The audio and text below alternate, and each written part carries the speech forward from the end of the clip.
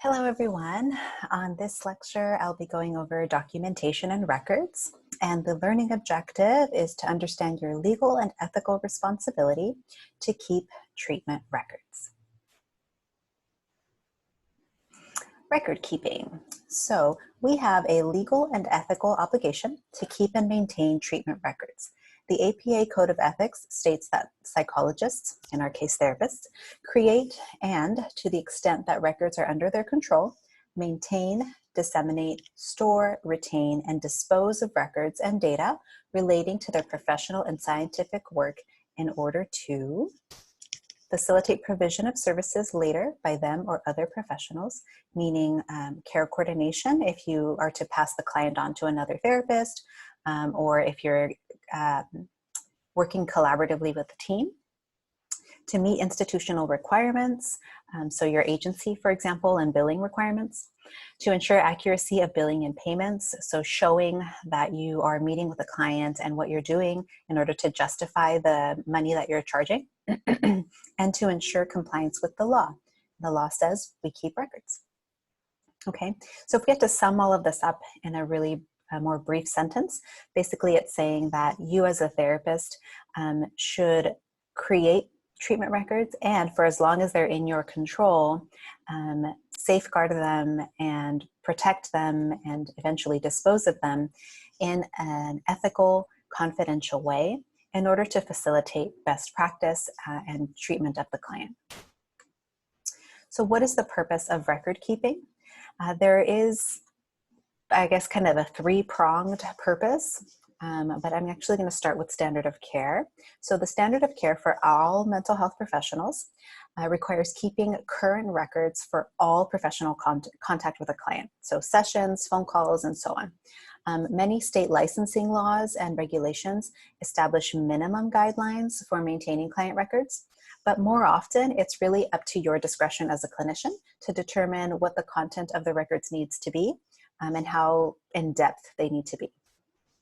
The primary reason for keeping records is to provide high-quality service to our clients in order to maintain continuity of care when a client's transferred from one professional to another. If you send your file over to the client's new therapist and there's not very much information in there, the client may need to kind of redo everything they've already done with you, any insights that have been gained, any progress that's been made is potentially not accessible to the new therapist, and the client's potentially having to start from scratch, so that's not helpful. So then there's this three-pronged purpose here. So clinically, from a clinical perspective, record keeping provides a history of what the client's been working on and what they've been doing with you that a therapist can use in reviewing the course of treatment. So even while you are still working with a client, you can track through your notes and your treatment record how they've made progress or not while they've been working with you, so that when you are revisiting goals, for example, or doing a reassessment, you can have a record showing what's been done and how the client's done. From an ethical perspective, records can assist a therapist in providing quality care to the client.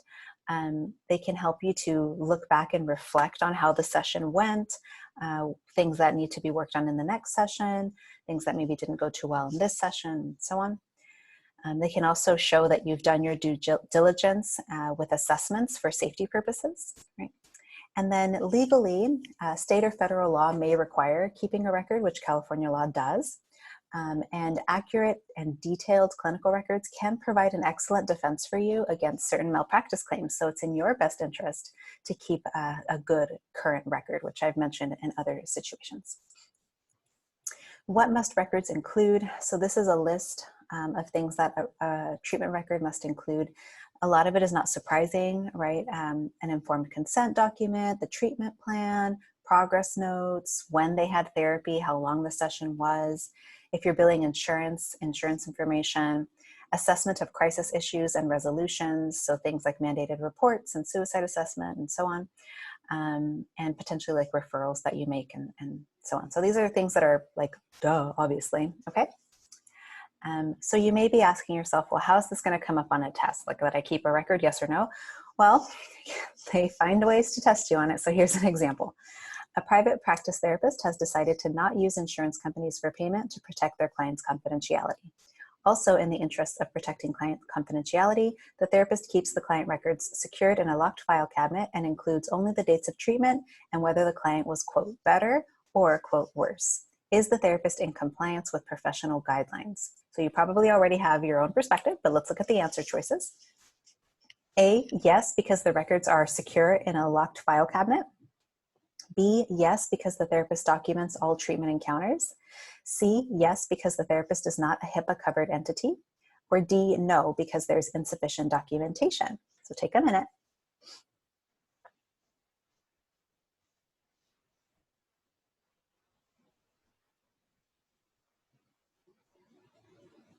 Okay, so before we go through the answers, I want to come back to the vignette. So first, this sentence here saying that the therapist has decided not to use insurance companies. This is completely allowed. There's nothing wrong with that. You can choose to only accept cash if you want to. And then it says that the therapist keeps client records in a locked file cabinet. Awesome. That's a good thing. That's good practice. And then includes dates of treatment. Where it gets problematic is then the therapist only includes whether the client was better or worse. So this should already be telling you this isn't good, because remember, this is what records must include. And if they're only saying better or worse, lots of things are missing here. So we should know, kind of going into it, that this isn't good. And the answer to is the therapist in compliance is a no. But let's read the answer choices, or let's go through the answer choices. So yes, because the records are secure in the locked file cabinet. No, this is not sufficient regardless of where the records are held. Just saying better or worse is not sufficient. It doesn't fulfill the standard of practice, ethical, or legal requirements. B, it's okay because she documents all treatment encounters. Nope, that's not sufficient. Again, just like with A, you need to have the treatment encounters, yes, but there needs to be more to it. C, yes, because it's the therapist is not a HIPAA-covered entity. We'll get to HIPAA next week, I believe, but regardless of whether you're a HIPAA or not, you still need to keep treatment records that have all of those components, so not going to work. So our answer is D, no, because there's insufficient documentation. All right, so we know, hopefully I've convinced you that we need to keep records. Now the next thing is storage. How do we store the records? So for confidentiality purposes, all records must be locked and inaccessible to others, which is probably obvious. So in most cases, this is done through a locked file cabinet, as in the vignette. If you do electronic record keeping, which many agencies have moved to, the computer or the records must be password protected. And if you're a HIPAA-covered entity, which essentially means that you do electronic billing and you work with insurance companies, then your records must be double locked. So what does double locked mean? Double locked means there needs to be 2 locks. So in the case of paper charts, one lock would be your locked file cabinet, and the second lock would be your locked office or locked treatment records room, which most agencies have. So that's double locks. In the case of an electronic record, you have the electronic system itself where you enter your records, like Welligent, eClinic, I'm blanking on the other ones, but there's a whole bunch of them. And that is password protected, so that's lock 1. And then your computer, your desktop or laptop where you access the system should be also password protected. And so that gives you your second. Those records should also be encrypted, but that takes us somewhere else. Okay, so storage. Maintenance of records, meaning how long do you have to keep the record? This is something that the agency will handle, but you still need to know it for exam purposes. And if you end up doing a private practice, this is important to know. So for adults, you must keep the treatment records, the paper chart or the electronic chart, for a minimum of 7 years post-termination. So you have your termination session, you have to keep the records, either the paper chart or the electronic one, for 7 years after that termination session. For minors, you have to keep the records for 7 years after the minor turns 18. So when the minor would be 25. So that means if you saw a client when they were 10 and you terminated at age 10, you need to keep the records till the child would be 25. So that's what, 15 years, right? So they're 10, so 8 years till they turn 18 and another 7 years post that. So there you go, 15 years. So 7 is the magic number, 7 years post-termination and 7 years after the minor turns 18. Okay, So then we have releases of information, which are often abbreviated as ROIs, release of information.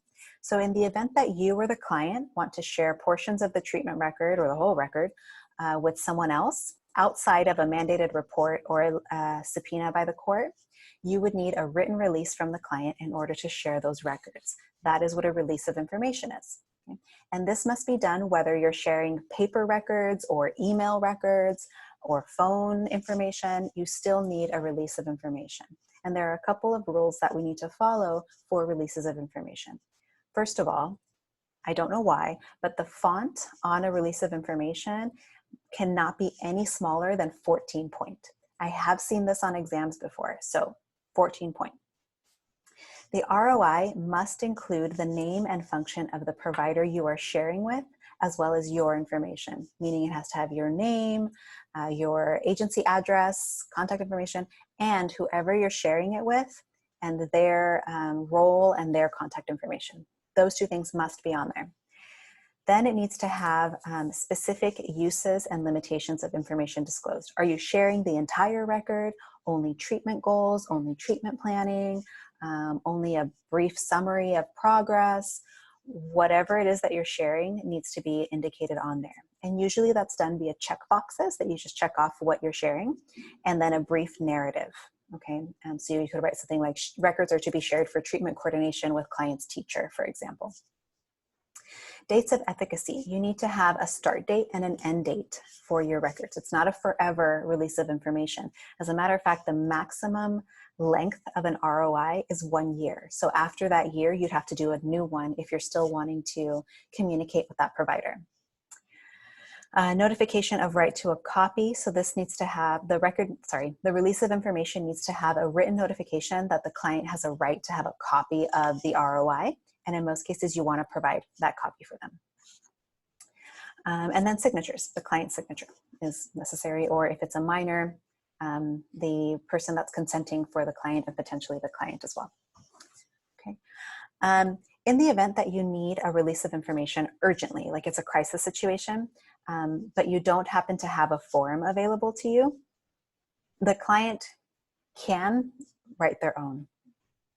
I want to backtrack a little on what I just said. So in a crisis situation, I think we've talked about this before, like if the client gets hospitalized and the hospital calls you to get information, in that case, you don't need an ROI. So I'm talking more so about like you really urgently need to follow up with the client's teacher, and for some reason you don't have any more forms available or whatever. It is okay to have the client write out all of this information in their own handwriting, and this would count as a valid release of information, so long as it's written by the client themselves, not by you, okay? And so you would have the client write all this stuff down, start, end date, who they're sharing with, what the information is to be shared, sign it, and this will work, okay? And then if you receive a release of information from, say, a client's previous therapist or new therapist or whatever, you don't need to get a new release from that person. The one from them to you is sufficient so long as the information to be shared is included on it. Okay, switching gears a little, client access to records. So treatment records are technically owned by you as the therapist because you created them, or by your agency if you work for an agency.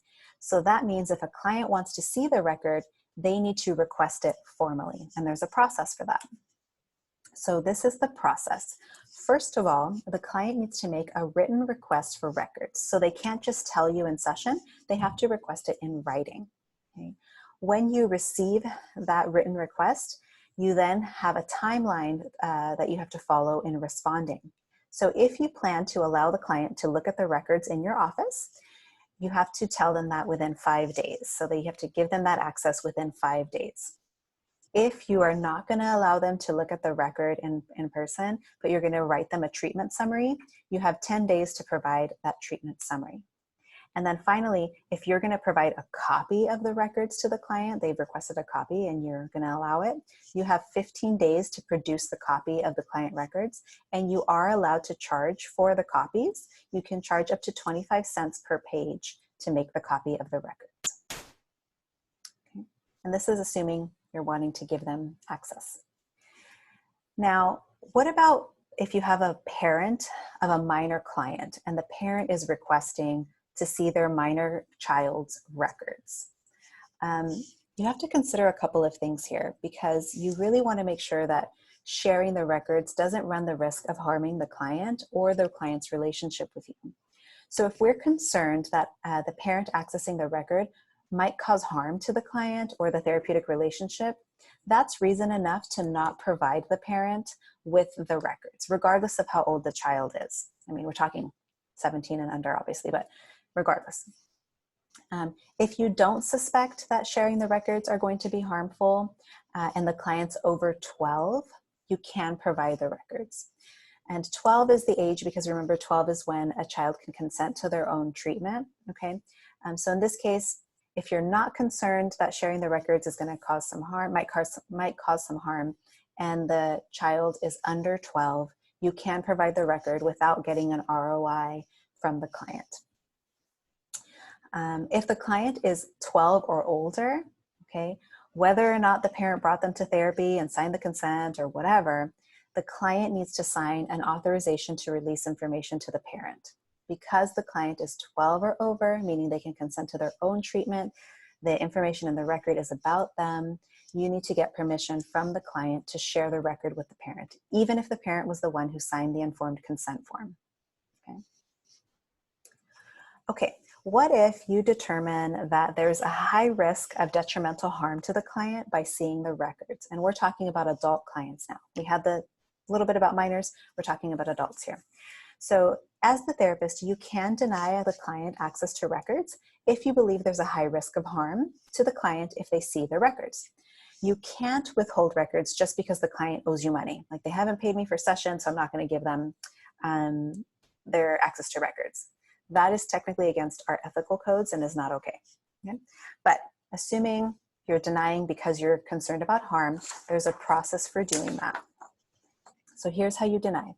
First off, you would receive that written request for the access to records that the client has given you, and you would document in your chart the date that you received that request. Then you would document what the specific detrimental consequences are that you are concerned might happen if you share the record with the client. This provides your justification, if you will, for denying those records. And then you would inform the client in writing that their request has been received and that you have denied access to the records. You can then provide the client or inform the client of their right to permit inspection of the records, or provide copies of the record to another healthcare professional they select. So perhaps if they have another therapist, their doctor, their psychologist, whoever it is that they select, another healthcare professional. So not just their neighbor or their boyfriend, but another healthcare professional. If they want, they can have that person look at the records. The person that they select is not allowed to show the client the records or give them a copy of the records. Okay, this would be just to facilitate care coordination and to provide that information to the healthcare provider without providing information to the client because you're concerned it could be harmful. The client can deny and say, no, I don't want to do that, and that's fine. So here's an example of how something like this might play out. A client wants to see his records. The therapist determines that there is high risk of detrimental consequences to the client if the client were to see the records. The therapist should A, allow them to see the record and sit with them while they view it to explain what they're reading. B, allow them to see a summary of their records. C, explain why viewing the records would be harmful. Or D, deny the request to access the records. Take a minute.